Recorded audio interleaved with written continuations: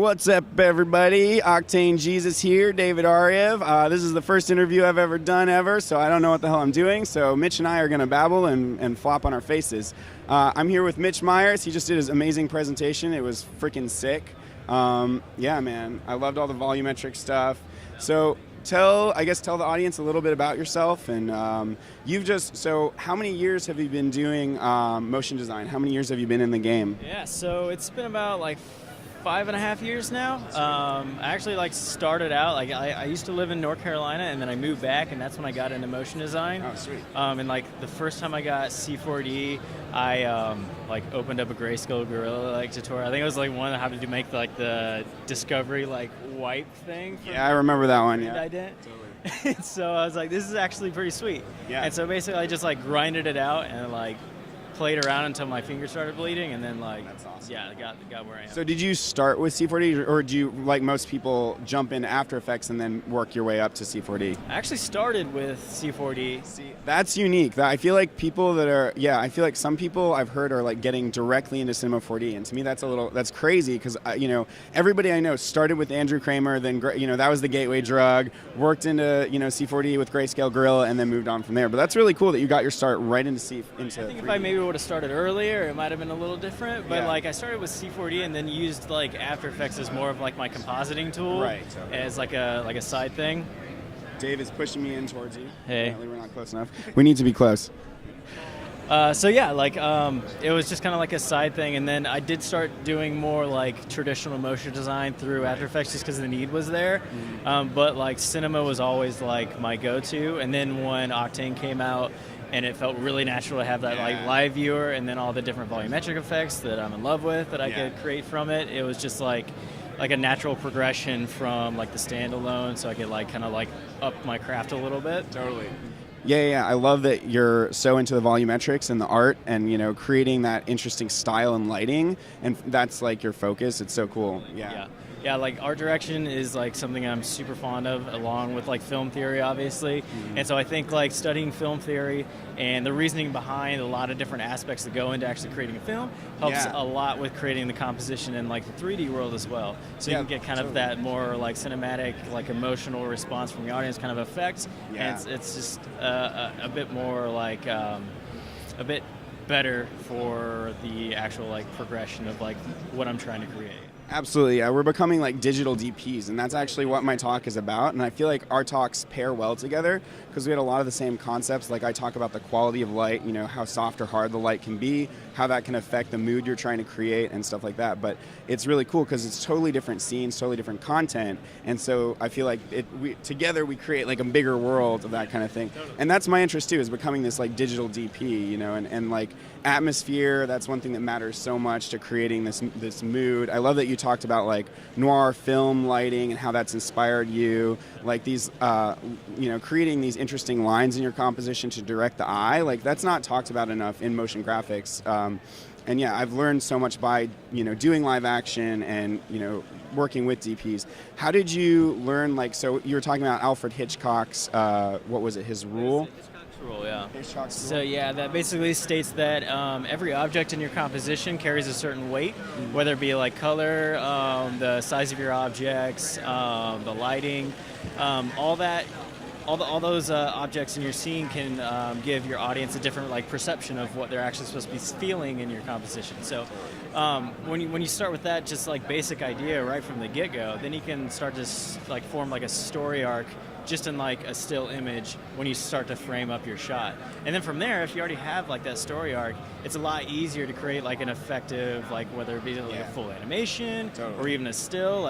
People are going to view it longer, they're going to share it to their friends just because they feel something from it rather than just seeing a pretty picture. Totally. Yeah, and I love that you're lighting with area lights, which is what I've gravitated towards as well. I feel like artists nowadays have been addicted to HDRIs, but it's like a crutch that doesn't allow you to actually intentionally design your lighting. I feel like it's ruining people's art, or not allowing them to get to the next level. it's definitely a little bit of a crutch. It's like awesome for like a tight deadline, and like you need to make something look pretty. It's just like pop an like HDRI. a product shot, just something that needs to be evenly lit. Yeah. Or if you have to focus on like a modeling or something like that, where you don't have enough time in your like schedule to get the right lighting that you're like really wanting to get. Totally. And HDRI is like good to just pop in and like get what you need out of it. But totally, like if you're really wanting to create something like cinematic. And want to have more control, especially over the color and like the power of different lights, stuff like that. Like, go with like area lights and just like mess around with it. And if you're using volumetrics, like mess around with like the absorption and scattering, like colors and everything. You can get some like really crazy effects. Yeah, it's amazing. You just have like two dudes in your scene, and and then you're able to build it out with just the atmospherics and the light, and make something really compelling that like conveys a mood.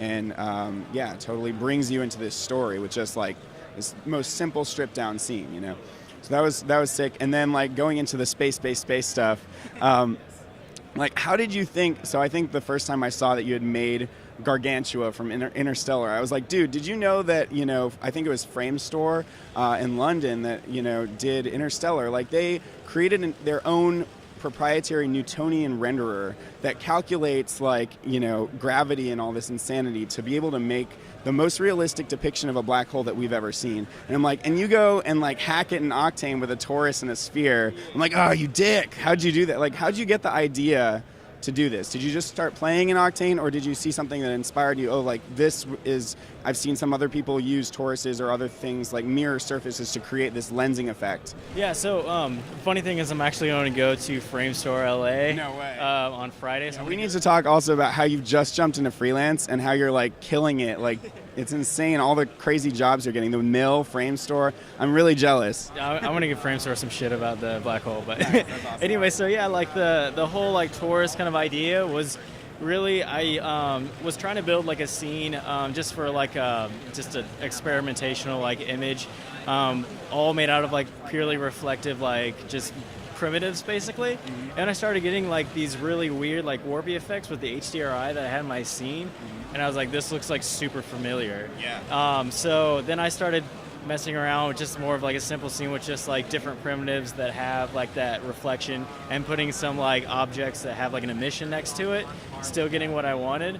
And then so like creating that like torus and then putting the disc around it, I got that like awesome like loop. It was like weirdly totally exactly like Gargantua, and I was like, this is awesome, and I'm gonna make this happen. And I actually did it on my lunch break at the agency that I used to work at. And I like told everyone there, I was like, hey, I'm going to try to make the black hole from Interstellar. So like, don't come. And they're like, yeah, right. Yeah. I was like, don't come to my office because I'll be like pissed off if I don't have enough time to do this. And so like, I got something and I like set it to render. And by the end of the day, like I went to the vice president of like the agency. He's like, look, I did it. Yeah. And he's like, yeah, you did. I was like, that's awesome. And I was like, I know, like, how weird that this actually worked. Totally. So like, that's the power of just messing around with like a goal in mind at least. Because if you see something that's like vaguely familiar, of something that you love to see, then just like experiment like wildly with like that concept, and you can either like have like this happy accidents where like, whoa, this is like way cooler than I like first thought, or like get the effect that you want and then you learn something. So yeah, that's basically how that came about. Has it been freeing to jump off into the freelance world? Totally. It's awesome that I get to spend more time with my family, basically, because a lot with like the agency world, it happens across the industry, but doing a lot of like the projects that don't necessarily give you that creative like it doesn't really spark your passion with those projects. So I spend a lot of my time like after the fact, after I get home, getting right back on the computer and doing the stuff that I actually wanted to do. And spending my lunch breaks doing it. And that's basically almost everything on my Instagram is like all lunchtime like experimentations, because that's the time that I had available. But now I don't have to, go home and like get right back on the computer, since, I'm kind of like in the mode to where I can kind of choose what I want to do.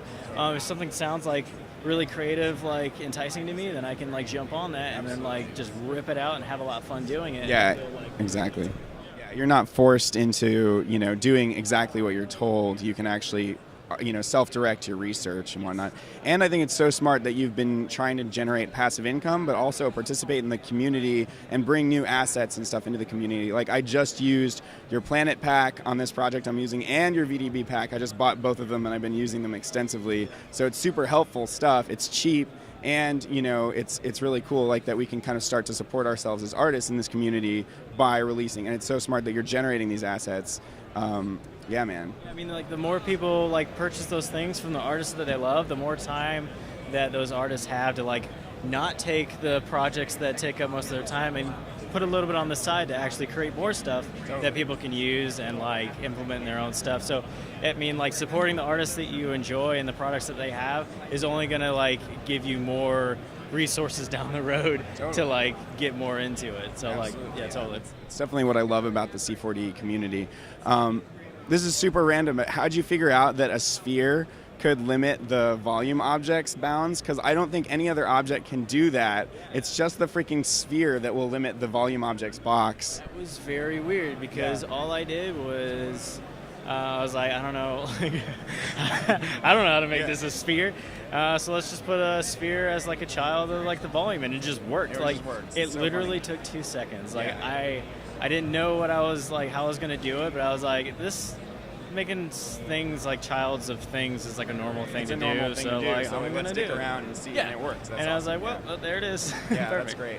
That's awesome, man. So what do you think is next for you? You're just gonna be freelancing your ass off, and also, like, what's your dream project? I guess you're already working with these crazy studios, but what kind of work do you want to get into, and how do you see your life moving for the next, I don't know, 3 to 5 years? I guess that's a long question, but since I just now got into this, I'm still like exploring. I don't really know what this really looks like still, but like my like dream stuff to work on right now that's have been for a while is like title sequences. Yes. So if anybody from Elastic is right. If Raoul Marks, if you're listening to this, we want to hang out.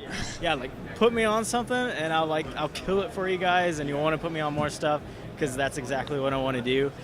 Because I mean, I love the fact that you're creating these title sequences for these like either series or like films, and you're telling this like huge story in like a minute 1 to 2 minute like fashion. You can do it really abstractly too. Yeah. So that really like gets my gears turning. Yeah, me too. Those title sequences just set the story up for the entire show. Like, I never like skip them. Like the Westworld title sequence, I watch every freaking time because it gets me like pumped for the freaking show. And Elastic is like just killing it. They're the one studio that's made all the best titles, like Game of Thrones, Halt and Catch Fire.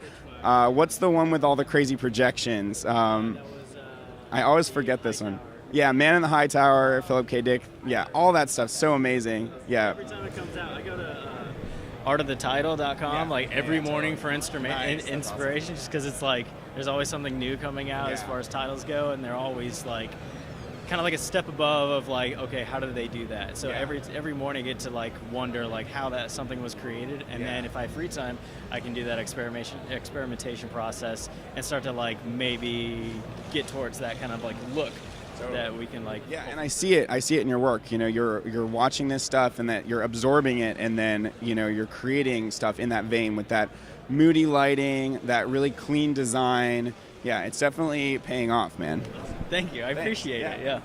Sweet. Cool. Well, good interview, guys. We'll see you next time on Brograph Radio at Siggraph with Octane Jesus and Mitch Myers. See you guys later.